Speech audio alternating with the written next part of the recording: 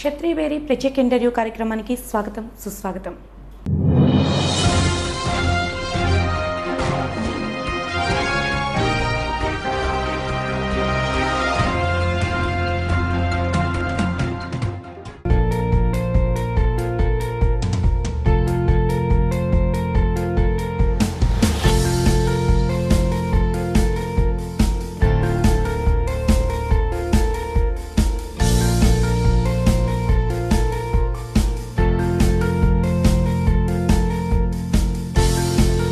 ఆయన కుటుంబ నేపథ్యం రాజకీయం, వృత్తి వైద్యం, ప్రవృత్తి మానవతావాదం, ఇలా పలు భిన్న పరిసరాలలో పెరిగి Lotus hospitals for women and child Visakha region సీఈఓగా సేవలందిస్తూ వృత్తికి ప్రవృత్తికి సమాన ప్రాధాన్యతను ఇవ్వటం డాక్టర్ కె స్వామి గారి ప్రత్యేకత. అసాధారణమైన నిరాడంబరత, ఎదుగుదలకు ఒదిగే గుణం, కష్టానికి కరిగే హృదయం, చేయూతనిచ్చే ఔదార్యం అన్నీ కలగలిపితే డాక్టర్ కె స్వామి సంపూర్ణత్వం. అటువంటి మానవతావాది క్షత్రియ బేరీ పలకరింపుతో మనోభావాలను పంచుకున్నారు. లోటస్ హాస్పిటల్ స్థాపనకు గల కారణాలను, సాధించిన విజయాలను, చేరాల్సిన గమ్యాలను స్ఫురణకు తెచ్చుకున్న ఆ జ్ఞాపకాల డైరీని లోటస్ అనే బ్రాండ్ పేరుతో అత్యాధునిక సేవలను అందిస్తూ డాక్టర్ స్వామి పొందుతున్న ఆనందాన్ని క్షత్రియ బేరీ ప్రత్యేక ఇంటర్వ్యూలో చూద్దాం రండి.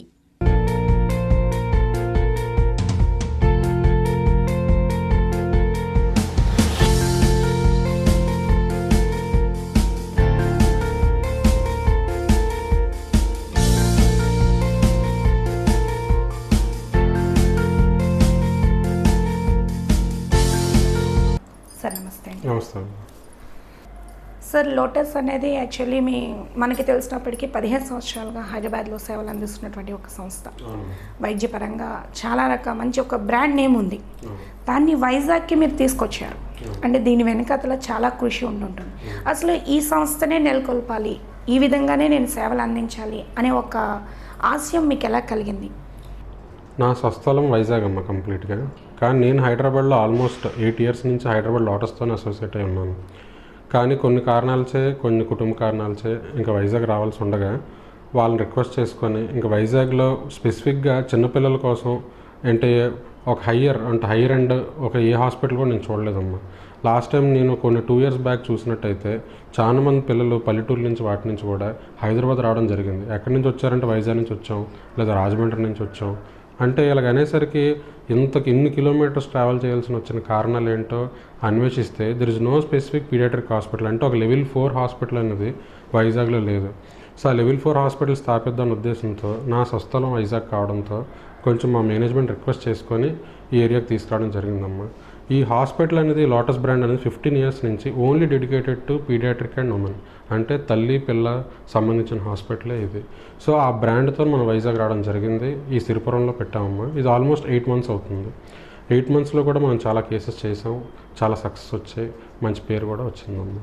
సో కారణం రావడానికి.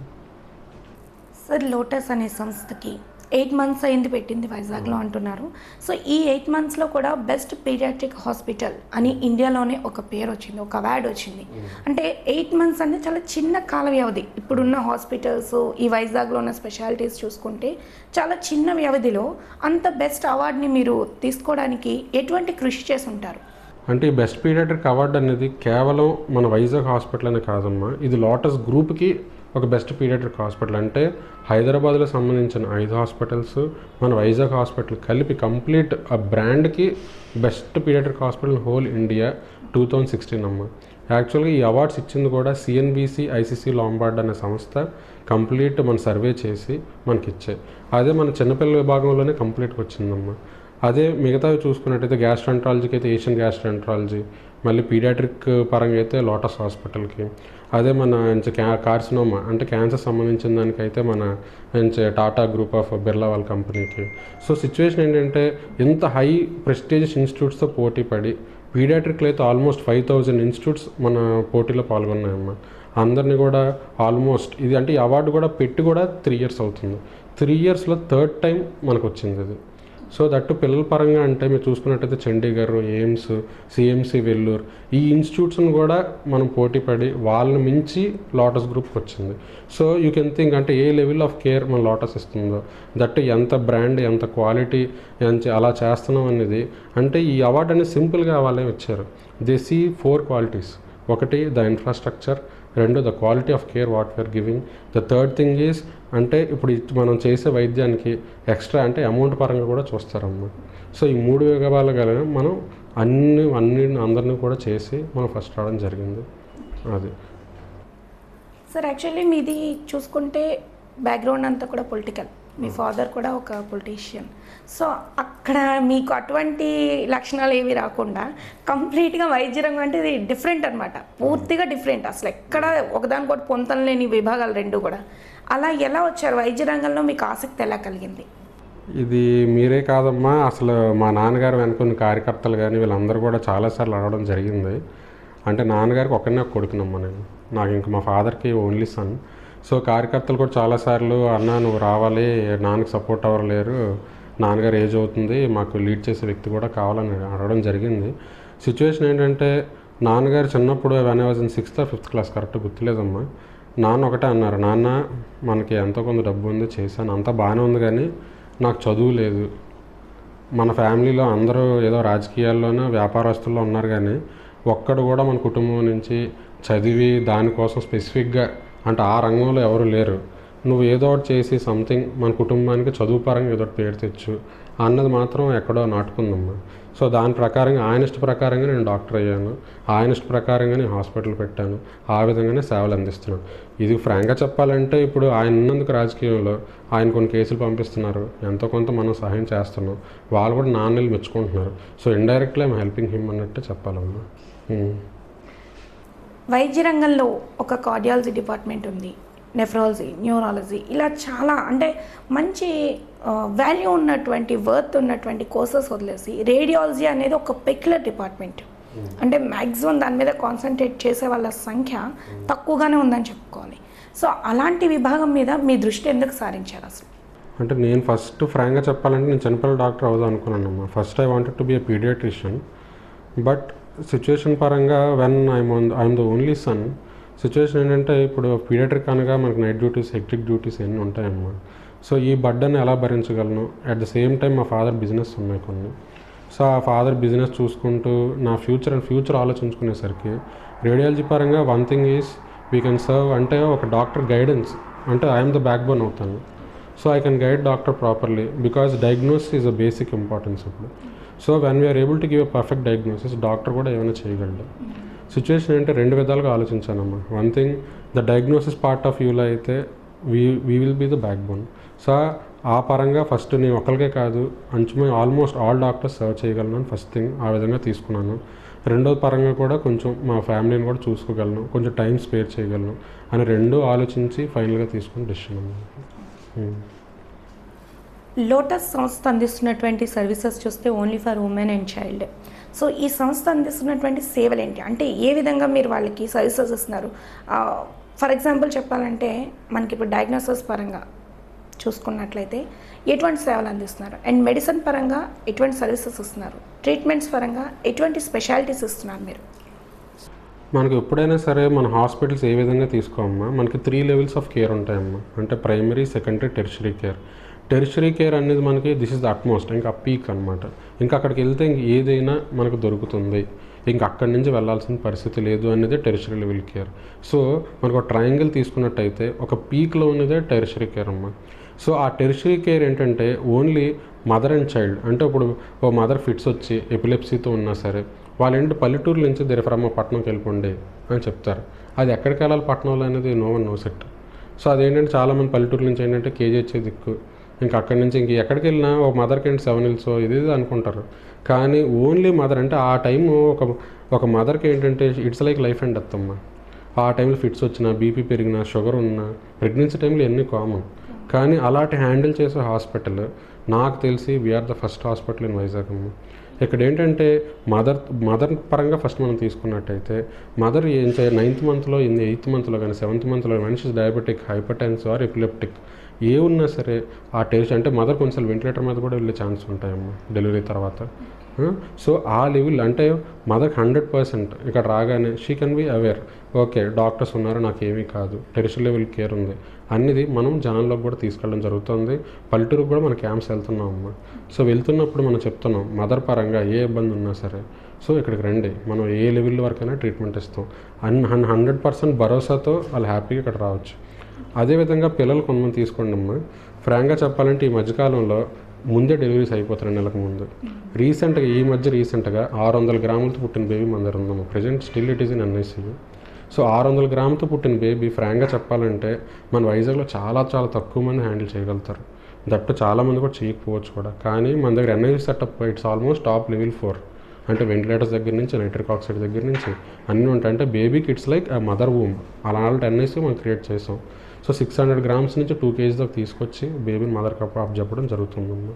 అట్లాగే కొన్నిసార్లు లోపల మికోనిమ్ అంటే ఏం లేదమ్మా, కొన్నిసార్లు లోపల మోషన్ పాస్ చేసేసి మింగేయడం జరుగుతుంది. అలాంటి కేసెస్లో బీపీ పెరిగిపోయి పల్మర్ హైపర్టెన్షన్ వచ్చేసి వీటిలో కూడా వెంటిలేటర్ మీద పెట్టి 20 days సో ఆ బీపీ పల్మర్ హైపర్టెన్షన్ అన్ని తగ్గించి రీసెంట్గా ఒక బేబీని అవడం కూడా జరిగిందమ్మా. సో ఎట్లాంటి అంటే ఈ hospital it can handle to any level extent. So ఆ విధంగా మనం ఫ్రాంక్గా చెప్పాలంటే ఈ 2 డిపార్ట్మెంట్స్ మీద కాన్సన్ట్రేషన్ చేస్తేనే మనకు సమాజం అనేది, because a mother and child they are both very important to the society అమ్మ. బికాజ్ మన సొసైటీ కూడా గ్రో అయ్యేది ఈ లెవెల్ నుంచి. సో ఆ ప్రైమరీ కేర్ నుంచి టెరిషరీ కేర్ దాకా మదర్కి కానీ చైల్డ్కి కానీ ఇవ్వాలనే ఉద్దేశంతోనే ఈ 2 అమ్మ. మిగతా డిపార్ట్మెంట్స్ అలా పెట్టుకునేసరికి ఏమవుతుందంటే మనం అన్నింటిలో కాన్సన్ట్రేషన్ చేసుకుంటూ వెళ్తే వేర్ వి ఎండప్ అనేది నాకు నమ్మకం లేదమ్మా. సో అందుకు ఉన్న దాంట్లోనే కొన్ని అదే తీసుకొని అంటే 2 డిపార్ట్మెంట్సే తీసుకొని వచ్చిన వాళ్ళని హ్యాపీగా ఇప్పటికొచ్చి ఏ పేషెంట్ కూడా ఇక్కడి నుంచి ఎవరు కూడా అందరు హ్యాపీగా వెళ్తారు తప్ప ఎవరు కూడా సార్ ఇది ఇబ్బంది అది ఇబ్బంది సార్ ఆ ఇబ్బంది పడ్డాం ఈ ఇబ్బంది పడ్డాం అని లేకుండా సార్ డాక్టర్స్ బాగా చూసుకున్నారు, సిస్టర్స్ బాగా చూసుకున్నారు, వెరీ హ్యాపీ అని చాలా హ్యాపీగా వెళ్తుంటే ఆ మదర్ బేబీని చూస్తున్నప్పుడు ఆ కలిగే ఆనందం ఇట్స్ ప్రైజ్లెస్ అమ్మ అంతే. ఈ రోజుల్లో చూసుకుంటే ప్రెగ్నెన్సీ వచ్చిన తర్వాత యాంటీబయాటిక్స్ యూసేజ్ వల్ల పిల్లలకి లోపల ఉన్నటువంటి పిల్లలకి గుండెల్లో చిన్న చిన్న రంధ్రాలు పడటం, చెవులు సరిగా పనిచేయకపోవటం, ఇటువంటి డిఫెక్ట్స్ కనిపిస్తున్నాయని చెప్పేసి అంటే నేను కూడా ఇది ఒక పేపర్లో చదివాను సార్. ఈ యాంటీబయాటిక్స్ యూసేజ్ వల్ల ఇటువంటి ఎఫెక్ట్స్ ఉంటాయి ఫర్దర్ అని. కాకపోతే ఈ రోజున్న ప్రెగ్నెన్సీలో ఉన్న ఆడవాళ్ళ సంగతి చూస్తే చిన్న తలనొప్పిని కూడా తట్టుకునే పరిస్థితిలో వీళ్ళు లేరు. జలుబుని తట్టుకోలేరు, ఒక జ్వరాన్ని తట్టుకోలేరు, ఏదో ఒక మెడిసిన్ వేసుకుని దాని నుంచి వెంటనే రిలీఫ్ కావాలి వీళ్ళు ఇలా వాడుతున్నారు. దాని ఎఫెక్ట్ పిల్లల మీద పడుతుంది.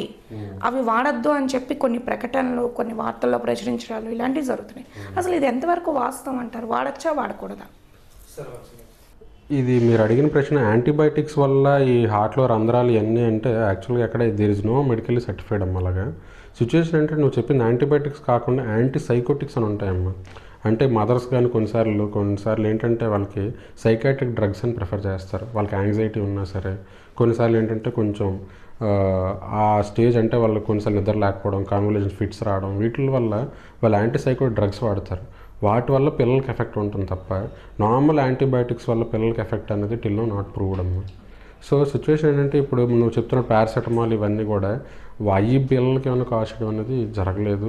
ఎందుకంటే there is no medically certified. Paracetamol వల్ల బేబీకి ఎఫెక్ట్ అయిపోయింది, లేదా ఫీవర్ కోసం ఏదైనా ట్యాబ్లెట్ వేసుకుంటే ఎఫెక్ట్ అయిపోయింది అలా అనుకుంటే మామూలుగా మన ప్రెగ్నెన్సీ అప్పుడు ఫీవర్ వస్తే అలాగే ఎవరికి ట్రీట్ చేయకూడదు మనం.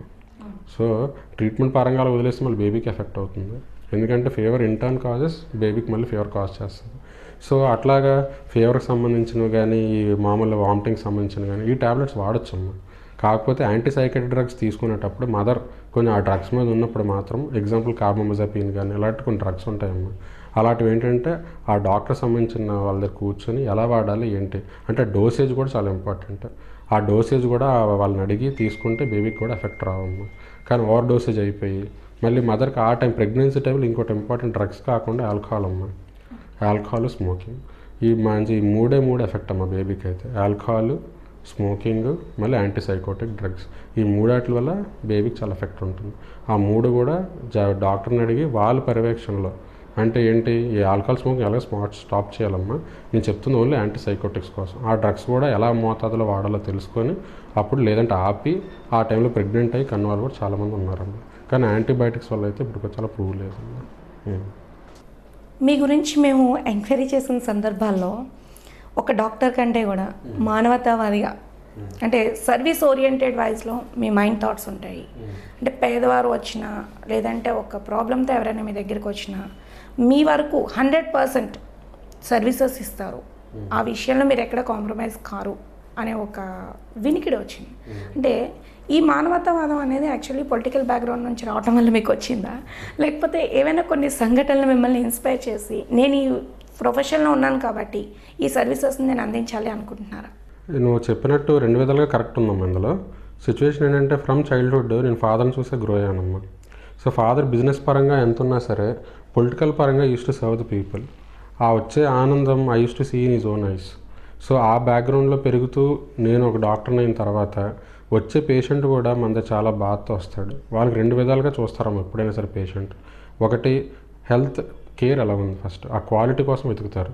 ఆ నెక్స్ట్ ఏంటంటే వాళ్ళ బ్యాక్గ్రౌండ్ పరంగా వెదర్ దే కెన్, అంటే హాస్పిటల్లో ఉండగలమా లేదా అనేది 2 ఆలోచిస్తారమ్మా. మన హాస్పిటల్లో టారిఫ్స్ కూడా మిగతా హాస్పిటల్స్తో కంపేర్ చేస్తే దే ఆర్ పార్ బిలో, చాలా తక్కువగా ఉంటాయి. At the same time we will ask the patient how much you can pay burden, అంటే ఎంతవరకు బర్డెన్ పే చేయగలరు అనేసి.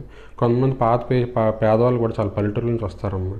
వాళ్ళ దగ్గర 1,00,000 అయిపోతుంది, 2 లక్షలు అయిపోతుంది, ఆ అపోహలు మన దగ్గర ఏమి ఉండదమ్మా. క్లీన్గా వీల్సే బాబు ఎంత ఖర్చు అవుతుంది, ఎంత ఖర్చులో నువ్వు ఎంత చేయగలవు, we can pay this much, అంటే ఆ తర్వాత ఎంత డిస్కౌంట్ అవ్వాలో ఐ విల్, అంటే నా పాకెట్లో పడినా సరే నేను పెట్టి మరీ వాళ్ళు పంపించడం కూడా జరుగుతుందమ్మా. అలా 2-3 ఇన్స్టెన్సెస్ కూడా జరిగాయమ్మా. సో అంతేగాని నా డిక్టమ్ ఒకటేనమ్మా, పేషెంట్ ఎక్కడి నుంచి వెళ్తున్నప్పుడు చిరునవ్వుతో 10 మందికి చెప్పాలి, స్వామి గారు ఉన్నారు, భరోసా ఉంది, ఇక్కడికి వెళ్ళొచ్చు, మనీ కోసం తర్వాత సెకండరీ, ఫస్ట్ క్వాలిటీ ఉంటుంది అన్న భరోసాతోనే ఈ పెట్టడం హాస్పిటల్ జరిగిందమ్మా.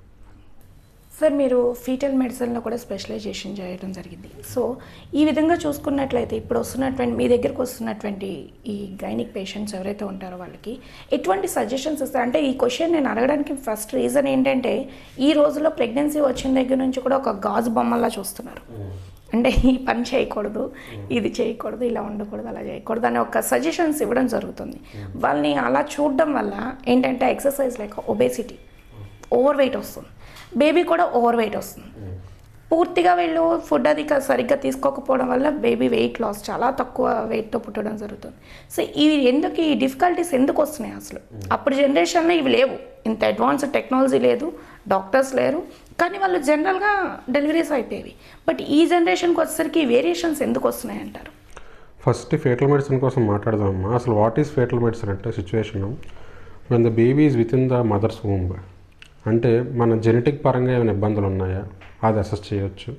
అంటే ఉమ్మనీరు లోపల ఉన్నప్పుడు తీసి బేబీకి ఏమైనా సిండ్రోమ్స్ ఉన్నాయి, ఎగ్జాంపుల్ డౌన్ సిండ్రోమ్ కానీ టర్నర్ సిండ్రోమ్ కానీ, ఇవన్నీ జెనెటిక్ పరంగా అంటే మన పూర్వీకుల నుంచి మనకు వచ్చేవి. సో అలాంటి హిస్టరీ కానీ ఏమైనా ఉంటాయి, లేదా mother age more than 35 years తర్వాత మదర్ ప్రెగ్నెంట్ అయినా సరే, ఈ 2 కారణాలు తీసుకొని మదర్ ఉమ్మనీరు తీసి సో ఆ జెనెటిక్ డిసార్డర్స్ కనిపెట్టడం ఒక ఎత్తు. లేదా మన ఫ్యామిలీలో ఎవరికైనా బ్లడ్ క్యాన్సర్స్ ఉన్నా సరే, హీమోఫీలియాస్ అంటాము, అలాంటి హిస్టరీ అని మనకుంటే కార్డ్ బ్లడ్, అంటే పేగు నుంచి బ్లడ్ తీసి ఆ బ్లడ్ ద్వారా వాళ్ళకి ఏమైనా ఉన్నాయి అంటే when the babies with in the mother, ఆ బ్లడ్ కార్డ్లోని బ్లడ్ తీయడం అన్నది. సో ఈ ఫేటల్ మెడిసిన్ ద్వారా చదువుకొని ఆ బ్లడ్ తీసి కంప్లీట్గా వాళ్ళకి మనం అసెస్ చేయొచ్చు. So when the baby is with in, అంటే మనకు వచ్చిన తర్వాత బడ్డని కాకుండా ఆ డిసీజ్ ఏమైనా ఉంటే మనం ఏమైనా చేయగలుగుతామా చేయలేమా అనేది ఒక అసెస్మెంట్కి ఆ పేరెంట్ కానీ డాక్టర్ కానీ కౌన్సిలింగ్ పార్ట్ కానీ ఇవన్నీ ఈజీగా ఉంటాయి. అది అసెస్ చేయడం జరుగుతుందమ్మా. రెండోది ఏంటంటే ఫీటల్ మెడిసిన్ అనేది సెకండరీ పార్ట్ ఏంటంటే కౌన్సిలింగ్ అమ్మా. మదర్కి చాలా ఇంపార్టెంట్ ఏంటంటే మనం చెప్పేదే వాళ్ళు నమ్ముతారు. సో ఆ డాక్టర్కి అంటే పేషెంట్కి మధ్య ఒక ఫీటల్ మెడిసిన్ స్పెషలిస్ట్ అనేది ఒక డిసీజ్ ఉంటే, అంటే కొన్నిసార్లు పుట్టుకతోనే లోపట కిడ్నీ ప్రాబ్లమ్స్ కానీ, కొన్నిసార్లు ఊపిరితిత్తుల్లో ప్రాబ్లం కానీ, హార్ట్లో హోల్ కానీ, ఇవన్నీ ఉంటప్పుడు ఓ మదర్కి అమ్మ హార్ట్లో హోల్ ఉంది అని చెప్తే ఆ ఫియర్ ఫ్యాక్టర్ అనేది చాలా ఒకేసారి ఏదో బాంబు పేల్చినట్టు ఉంటుంది వాళ్ళ మనసులో. ఆ టైంలో మా రోల్ ఏంటంటే ఫీటల్ మెడిసిన్ రోల్ అంటే దీన్ని చేయగలమా లేదా, ఫస్ట్ థింగ్ అసలు చేస్తే ఏ విధంగా చేయాలి, ఎప్పుడు చేయాలి, ఏ మంత్లో చేయాలి, అసలు అవుతుందా లేదా, అసలు ప్రెగ్నెన్సీ కంటిన్యూ చేయగలమా లేదా. ఈ డిఫెక్ట్ అనేది డాక్టర్ గారికి ఏం చెప్తారు, డిఫెక్ట్ ఉందంటే ఉన్నదని ఆవిడ చెప్తారు. కాకపోతే whether it is correctable or not అనేది మేము అసెస్ చేసి, మేము ఆ డాక్టర్కి పేషెంట్కి ఆ బ్రిడ్జ్ మేము గ్యాప్ ఫిల్ చేసి, సో ఒక నీట్ ఎన్విరాన్మెంట్ క్రియేట్ చేస్తామంటే మదర్ ఫాదర్కి కూడా ఆ ఇబ్బంది లేకుండా the will get a good clean idea. So ఈ ఫీటల్ మెడిసిన్ అనేది చాలా రోల్ ప్లే చేస్తుందమ్మా. సో మీరు చెప్తున్నట్టు ఈ అబార్షన్స్ కానీ ఇవన్నీ ఈ మధ్యకాలంలో ఎక్కువ అవుతున్నాయి అనేది నిజమేనమ్మా. ఎందుకంటే ఆ ఫిజికల్ యాక్టివిటీ అప్పట్లో వాళ్ళేంటి పొలంలోకి వెళ్ళి వాటిలో చేసేవారు. రీసెంట్గా ఫార్మింగ్ కొంచెం తగ్గి దట్టు ఇప్పుడు both mother and father are working అమ్మ. ఇప్పుడు అలా చేస్తే కానీ ప్రజెంట్ కొన్ని ఇల్లులు నడవలేని స్థితిలో ఉన్నాయి. ప్రజెంట్ ఆఫీస్కి వెళ్ళిన తర్వాత కూడా ఒక సిట్టింగ్ అంటే అలా కూర్చొని వర్క్ చేయడం ద్వారా ఈ ఒబిసిటీ ఫ్యాక్టర్ కానీ ఎక్కువ అవుతున్నాయమ్మ. సో వీటి వల్ల ఏమవుతుందంటే ఆల్మోస్ట్ ఫిజికల్ యాక్టివిటీ తగ్గి, సో ప్రజెంట్ దానివల్ల కూడా ఈ పెల్విక్ బోన్స్ ఎక్స్పాండ్ అవ్వకపోవడం, నార్మల్ డెలివరీస్ అవ్వకుండా సిజేరియన్స్ ఎక్కువ జరగడం. ఒకప్పుడు నార్మల్ డెలివరీ సంఖ్య ఎక్కువ ఉండేది, ఇప్పుడు సిజేరియన్ వరకు వచ్చేసారు. బేసికల్లీ బికాస్ మదర్స్ ఏంటంటే సరే ఫిజికల్ యాక్టివిటీ లేకపోవడం వల్లనమ్మా. సో ఈ అబార్షన్స్ రేట్ ఫేటల్ మెడిసిన్ ఎలా తగ్గించగలదు అంటే సిచ్యువేషన్ ఏంటంటే జెనెటిక్ పరంగా ఏమైనా ఇబ్బందులు ఉంటే మనం అట్లీస్ట్ అబార్షన్ చేయగలం. ఏమీ లేదు అనుకుంటే మదర్కి ప్రాపర్ గైడెన్స్ అంటే హౌ అని చూసుకుంటున్నాం. దట్ ఈ హాస్పిటల్లో మెయిన్ మదర్ ఫిజికల్ యాక్టివిటీ పెంచడానికి మనం ఫిజియోథెరపీ క్లాసెస్ పెట్టాము. అంటే మదర్ ఈజ్ యాంటీ ప్రెగ్నెంట్గా ఉన్నప్పుడే morning 1 hour evening 1 hour classes తీసుకుంటాం. ఆ టైంలో వచ్చి మదర్ ఇక్కడ ఫిజియోథెరపిస్ట్ పర్యవేక్షణలో వాళ్ళు ఎక్సర్సైజ్ చేయడం కానీ అన్ని చేయడం జరుగుతుంది. సో దీని ప్రకారంగా వాళ్ళు ఒబిసిటీ ఫ్యాక్టర్ తగ్గించడం, మళ్ళీ మన దగ్గర డైటిషియన్ ఉంటారు, ఏ ప్రాపర్ ఫుడ్ తీసుకోవాలి అంటే ఎలాంటి మనం చేసుకోవాలి, ఏ టైంలో తినాలి, ఏ టైంలో అసలు రోజు మామూలు 3 times కాకుండా 5 times స్మాల్ పార్ట్స్కి విడదీస్తారమ్మ. సో ఆ కరెక్ట్ డైట్ కానీ ఇవన్నీ ఇవ్వడం ద్వారా మదర్ మనం ఎంత అంటే 9th month దాకా తీసుకొచ్చేలా చూడాలి. కానీ కొంతమంది మీరు చెప్తున్నట్టు 8th monthలో డెలివరీ అయిపోవడం, 7th monthలో డెలివరీ అయిపోవడం because of obesity, because of no exercise, ఇవన్నీ కొన్ని కారణాలు. గైనకాలజీకి సంబంధించినంత వరకు లోటస్ హాస్పిటల్ చూసుకుంటే కంప్లీట్ 100% సెక్యూర్ ట్రీట్మెంట్స్ అందిస్తుంది. ఇక్కడ వచ్చినప్పుడు మేము చూసాం, ఆల్రెడీ ప్రత్యక్షంగా చూసాం. పేషెంట్స్ రిసీవింగ్ కూడా ఒక ఫ్యామిలీలోకి మనుషుల్ని ఇన్వైట్ చేస్తున్నట్టు చాలా పర్ఫెక్ట్గా ఉంది. మీరు తీసుకునే ఎంప్లాయీస్కి ఏమైనా ట్రైనింగ్స్ ఇస్తున్నారా, లేదంటే వాళ్ళకి ముందుగానే మీరు ఇప్పుడు కౌన్సిలింగ్ ఇచ్చినట్టే వాళ్ళకి కూడా ఏమైనా కౌన్సిలింగ్ ఇచ్చి పేషెంట్ని ఇలా చూసుకోవాలి, ఈ విధంగా ఉండాలి అని ఒక ఎన్విరాన్మెంట్ని ఎలా క్రియేట్ చేశారు అసలు? అది ఈ సంస్థ నేను చెప్పినట్టు 15 years నుంచి ఉందమ్మా. సో ఆల్మోస్ట్ ఆల్ స్టాఫ్ అంటే ఇంక్లూడింగ్ మన ల్యాబ్ దగ్గర నుంచి కానీ టిల్ ఫ్రంట్ ఆఫీస్ మన 50% of candidates are from Hyderabad అమ్మా. అంటే మన దగ్గర నుంచి ఆల్మోస్ట్ 6 years 5 years ఉన్న క్యాండిడేట్స్ని when they are well trained we bring from Hyderabad to here. వాళ్ళు 50%తో పాటు మన లోకల్గా ఉన్న క్యాండిడేట్స్ వాళ్ళని కూడా 50% తీసుకొని వాళ్ళు మర్జ్ చేసి వాళ్ళు ట్రైన్ ఉన్న క్యాండిడేట్స్ని ఆల్రెడీ వీళ్ళతో మాట్లాడించి ఆఖరికి మన ఫ్రంట్ ఆఫీస్లో పిఆర్ఓస్ కూడా అమ్మా. అంటే how to receive the patient, ఎందుకంటే front office is the face of the hospital. Front office వాళ్ళు ఎలా ఉంటేనే అంటే వాళ్ళు ఫస్ట్ అసెసింగ్ ఆ తర్వాత డాక్టర్ అసెస్ చేస్తారు. సో మనకు ఆ ఫేస్ ఆఫ్ ద హాస్పిటల్ మనం నీట్గా ట్రైన్ చేసుకుంటూ అంటే ఆల్మోస్ట్ 5 years 6 years నుంచి జరుగుతున్నది అమ్మ. వాళ్ళతో పాటు జూనియర్స్ని వేస్తూ దే ట్రైన్ దమ్ అంటే ఎలా మాట్లాడి ఎలా రిసీవ్ చేసుకోవాలి. మళ్ళీ పేషెంట్ వస్తే ఒక బెడ్ ఛార్జ్ ఎంత ఇవెంత, బికాజ్ బేసిక్గా పేషెంట్ వస్తున్నాడంటే వాడికి మనీ తెలియాలి, అసలు ఎంత అవుతుంది ఏంటి, అసలు ఏ డాక్టర్ని మీట్ అవ్వాలి. కొంతమంది డైరెక్ట్గా వచ్చేస్తారు, వచ్చేసి ఏ పెద్ద డాక్టర్ ఉన్నారు అంటే మన దగ్గర ఆల్మోస్ట్ 9 పీడియాట్రిషియన్స్ ఉన్నారు, 9లో ఎవరు. So you have to go for perfect guidance. ఆ ఫ్రంట్ ఆఫీస్ వాడే వీళ్ళుకోగలరు అసలు ఏంటి ప్రాబ్లం అని ఫస్ట్ వాళ్ళు కనుక్కున్న తర్వాత అసలు ఏ డాక్టర్ దగ్గరికి వెళ్ళాలి. అసలు చిన్నపిల్లల్లో మళ్ళీ మనకి 9 పీడియాట్రిషియన్స్లో 5 different డాక్టర్స్ ఉంటారు.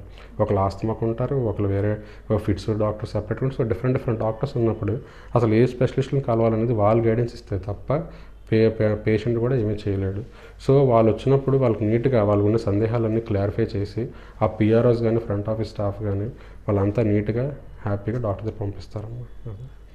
ఓకే సార్, ఇప్పటి వరకు మీ ప్రొఫెషన్ గురించి అయితే మనం మాట్లాడుకున్నాము. అయితే ఇక్కడ లోటస్ దగ్గరికి వచ్చేసరికి కొంత సక్సెస్ని సాధించడం జరిగింది. ఇంత సక్సెస్ సాధించిన మీరు ఎలా ఫీల్ అవుతుంటారు? అండ్ ఈ సక్సెస్ సాధించడానికి మీకు ఇన్స్పిరేషన్ ఎవరు?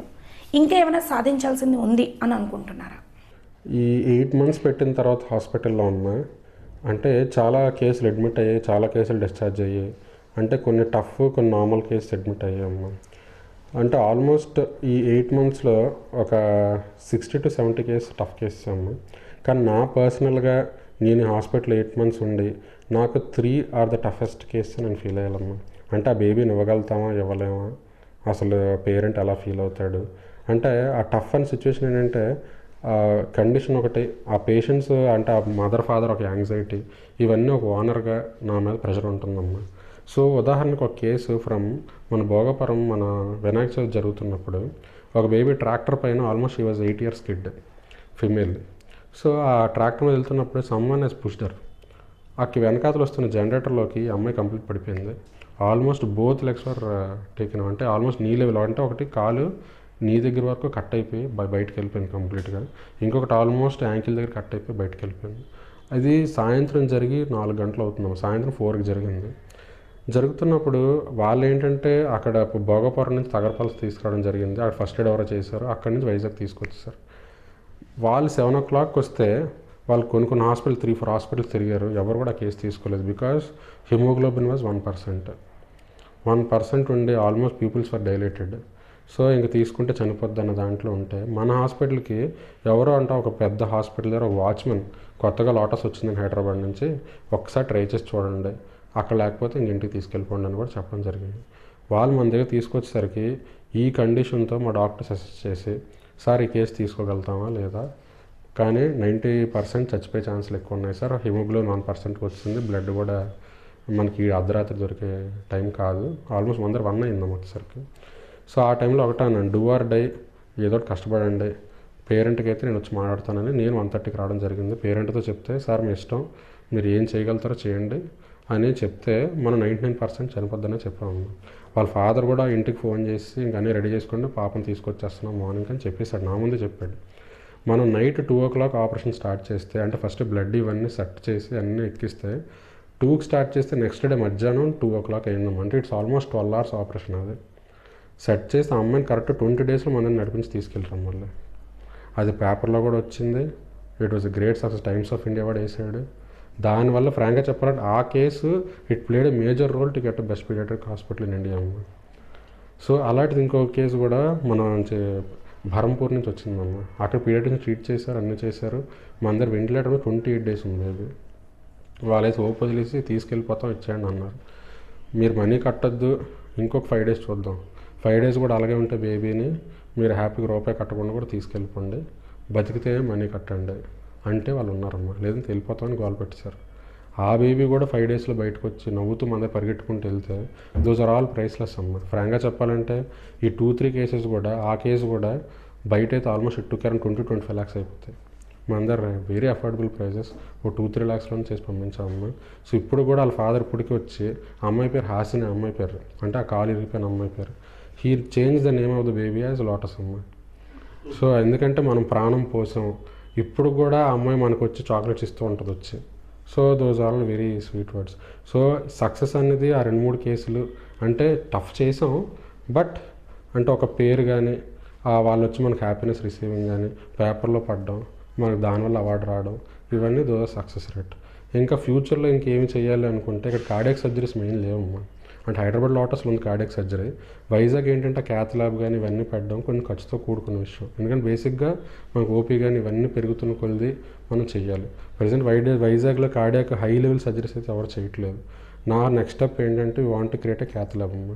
Cath lab cardiac surgeries only paediatric పరంగా చేద్దాం అనేది నా ఫ్యూచర్ ఏమమ్మా, అంతే.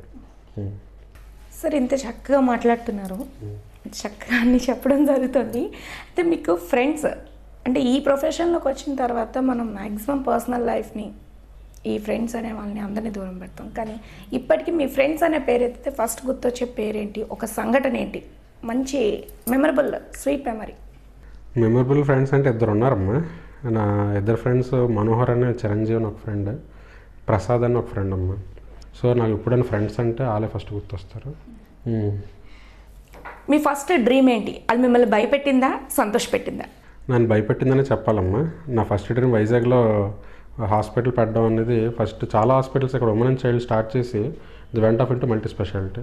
సో నేను తీసుకుంటున్న step whether is right or wrong అని నేను చాలా ఆలోచించానమ్మా. సో నా ఫస్ట్ డ్రీమ్ నాన్న పేరు మీద పెడదాం అనుకున్న హాస్పిటల్, ఆ తర్వాత లోటస్ బ్రాండ్తో పెట్టడం జరిగింది.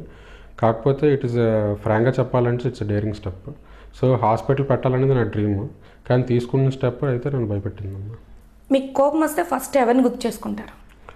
కోపం వస్తే ఫస్ట్ మా పాపను గుర్తు తెచ్చుకుంటానమ్మా. Because she so smiley. తను మా నాన్న పేరు పెట్టుకుందాం అనుకున్నాను సీత అని, బట్ ఈ చేంజ్ నేమ్ టు చైత్ర. నాన్న పేరు సీతారాము, సో మా పాప పేరు సీత అని పెట్టుకుందాం అనుకున్నాను. Because I like my father lot, he's a friend to me. మా పాపను చూసినప్పుడల్లా నాన్న గుర్తొస్తారు, ఇద్దరు ఒకేలా ఉంటారు. సో నా ఫస్ట్ గుర్తొచ్చేది అయితే పాపేనమ్మా. మీ నాన్నగారు మిమ్మల్ని తిట్టిన సందర్భం ఏంటి first? It's true to say, అసలు ఇప్పుడు వచ్చి మా నాన్నగారు నన్ను తిట్టడం కానీ చెయ్యెత్తడం కానీ ఎప్పుడు జరగలేదమ్మా. ఈ నెవర్ స్కోల్డెడ్ మీ. ఫ్రాంక్గా చెప్పాలంటే మీ ఇద్దరం ఒకేలా ఉంటాం అంటారు అందరూ. మా నాన్న పక్కన నుంచి ఉన్న మీరు మా బ్రదర్ అంటారు, ఫాదర్ అంటారు. సో ఏ రోజు నేను తిట్టలేదు, గొడవపడలేదమ్మా. నా మ్యారేజ్ విషయంలో కూడా ఈ సపోర్టెడ్ మీ లాట్. మీ లైఫ్లో కన్విన్స్ అయిన ఫస్ట్ సందర్భం ఏంటి? కన్విన్స్ అయిందంటే మా వైఫ్తో మ్యారేజ్ అన్నమ్మా. అయితే మీ first marriage day date? February 14th అమ్మా. February 14th, Valentine's Day. Valentine's Day. మీ పాప పుట్టినరోజు May 16th అమ్మా. టైం మార్నింగ్ 6:30 అమ్మా. ఓకే. అయితే ఇప్పుడు మీ ఫ్యామిలీ పరంగా ఒక first memorable day. First memorable day అంటే నేను ఎంబీబీఎస్ చదువుతున్న టైంలో ఇట్స్ ఆల్మోస్ట్ సెకండ్ ఇయర్ అమ్మా. డాడీ ఎలక్షన్లో నించున్నారు. That was a great step, ఎందుకంటే అప్పటి వరకు భీమిలీలో తెలుగుదేశం తప్ప కాంగ్రెస్ ఏ రోజు గెలలేదమ్మా. నేను ఫాదర్ నించున్నప్పుడే చెప్పాను, డాడీ చాలా పెద్ద స్టెప్ ఇది, దట్ ఈస్ బియాండ్. ఎందుకంటే డాడీ జస్ట్ సర్పంచ్ లెవెల్లో ఉన్నారు ఆ టైంలో. సర్పంచ్ లెవెల్ నుంచి ఎమ్మెల్యే సీట్ రావడం చాలా ఎక్కువ. ఆ టైంలో డాడీ ఖర్చు పెడుతున్నది అన్నీ చూసి ఫెల్ట్ స్కేర్డ్ థింగ్. అసలు ఏం జరుగుతుంది ఏంటో చాలా భయపడ్డాను నేను యాక్చువల్గానే. కానీ ఫైనల్గా డాడీ అసలు మీరు నమ్మరని ఎగ్జామ్ హాల్లో ఉన్నాను, డాడీ కౌంటింగ్ జరుగుతుంది. డాడీ ఆల్మోస్ట్ లాస్ట్ రౌండ్ ఉంది, he was around 2000 votes back. ఇంకా సో 2000 votes లాస్ట్ రౌండ్ అంటే నేను డిప్రెస్ అయిపోయి, ఇంకా దట్టు పాండరంకి అని సొంత అంటే అప్పల నరసింహరాజు గారు ఉన్న ఏరియాలోనే ఇంక లాస్ట్ కౌంటింగ్ అది. సో ఆయన ఏరియాలో రావడం ఇంకా ఇంపాసిబుల్, ఇంకా అయిపోయింది, ఇంకా క్లోజ్ అనుకున్న టైంలో మా ఫ్రెండ్ ఒకడు వచ్చారా, మీ నాన్న 240 votes గెలిచాడరా అంటే, దట్ వాజ్ ఫ్రాంక్గా చెప్పాలంటే ఇంక నాకు ఏం చేయాలో అర్థం కాలేదు. సో అది మాత్రం that was very memorable day నా ఫ్యామిలీ అమ్మ. ఇంక ఫ్రాంక్గా చెప్పాలంటే మా ఫ్యామిలీ ఒక నేమ్ తీసుకొచ్చింది అయితే ఆ instance. That was the day మా ఫాదర్కి ఒక నేమ్, మా ఫ్యామిలీకి ఒక నేమ్, వీ గాట్ సమ్ ఒక హైయర్ లెవెల్లో సొసైటీలో నించోబెట్టిండే అదేనమ్మా. మీకు నచ్చిన సినిమా? నేను ఫేవరెట్ చిరంజీవి అమ్మా. నాకు బాగా నచ్చిన సినిమా అయితే ఖైదీ అమ్మ. చిరంజీవి అక్కడి నుంచే ఫ్యాన్ అయ్యానమ్మా. ఇప్పుడు మీకు నచ్చే హీరోస్? ఇప్పుడు నాకు ప్రభాస్ అంటే చాలా ఇష్టం అమ్మా, అండ్ అల్లు అర్జున్ అమ్మ. రీసెంట్గా మీరు చూసిన మూవీ? రీసెంట్గా నేను చూసిన మూవీ అయితే అంటే నేను డాక్టర్ పరంగా ఇప్పుడు కొంచెం తగ్గించానమ్మా. రీసెంట్గా శతమానుభావతో చూశానమ్మా రీసెంట్ ఫ్యామిలీతో. మీరు ఎప్పుడైనా సరే అంటే ఈ ప్రొఫెషన్లో ఉంటూ ఏదైనా మిస్ అయ్యాను, ఇది కాకుండా ఇంకో ప్రొఫెషన్ ఏదైనా చూసుకుని ఉంటే బాగుండు, లేదా ఈ ప్రొఫెషన్ కాకపోతే మీరు ఆల్టర్నేట్గా ఇంకే ప్రొఫెషన్ని సెలెక్ట్ చేసుకునేవారు? నేను ఫ్రాంక్గా చెప్పాలంటే డాడీ బిజినెస్కి హెల్ప్ చేసేవాడినమ్మా. ఎందుకంటే I was the only sun. నాన్న చదవమన్నారు అన్న థాటే నా మైండ్లో ఉండి డాక్టర్ అయ్యానమ్మా. లేదంటే మామూలు ఏదో ఇంజనీరింగ్ చేసుకుంటూ డాడీకి, ఎందుకంటే ఫ్యూచర్ లెగసీ మాకు అన్నం పెట్టిందే బిజినెస్ అమ్మ. జీడిపైకలు అంటే క్యాష్నట్ బిజినెస్ అన్నం పెట్టింది. ఈ స్టేజ్లో ఉన్నామంటే అదే కారణం. దాన్ని వదులుకునే సాహసం అయితే నేను చేయనమ్మా. ఇప్పుడు కూడా నాకు టైం ఉంటుంది, డాడీ మాత్రం చేస్తున్నారు. ఇన్ కేస్ వాళ్ళకి హెల్ప్ కావాలంటే నేను చేసేది అదేనమ్మా. డాక్టర్ అవ్వకుంటే మాత్రం బిజినెస్ చేసేవాడిని. చూసారు కదండి, ఫస్ట్ వైజాగ్లో lotus hospitals for women and child అంటే ఈ హాస్పిటల్ అందిస్తున్నటువంటి సర్వీసెస్ అసలు చెప్తుంటే ఆ మాటలో మనమైతే ఆ ప్లేస్లో ఎందుకు లేమో అనిపిస్తుంది. ఎందుకంటే అంతటి విజయాన్ని సంపాదించి కూడా చాలా నిరాడంబరంగా మృదువుగా అంటే కౌన్సిలింగ్ ఒక వ్యక్తికి ఒక మంచి చెడు అనేది చెప్పేటప్పుడు మనం ఎవరికి కూడా సాధారణంగా ఆలోచించాం. ఎందుకంటే మన కుటుంబ సభ్యులు కాదు కదా, చెప్పేస్తే అయిపోయింది అన్నట్టు ఒక మీడియేటర్ లాగా మాట చెప్పేస్తాం తప్ప ఆ సమస్య మనది, అందులో మనం ఉంటే ఎలా బాధపడతాం అని ఆలోచించి దాన్ని వాళ్ళకి అర్థం చేసుకునే విధంగా ప్రయత్నించి ప్రతి సమస్యని కూడా ఒక సవాల్గా తీసుకుంటూ విజయాన్ని సాధిస్తున్నటువంటి డాక్టర్ కె స్వామి గారి మనోభావాలు. సో మరో వారం మరొకరి మనోభావాలను తెలుసుకునే ప్రయత్నం చేస్తుంది మీ ప్రత్యేక ఇంటర్వ్యూ కార్యక్రమం. Until then bye bye, see you.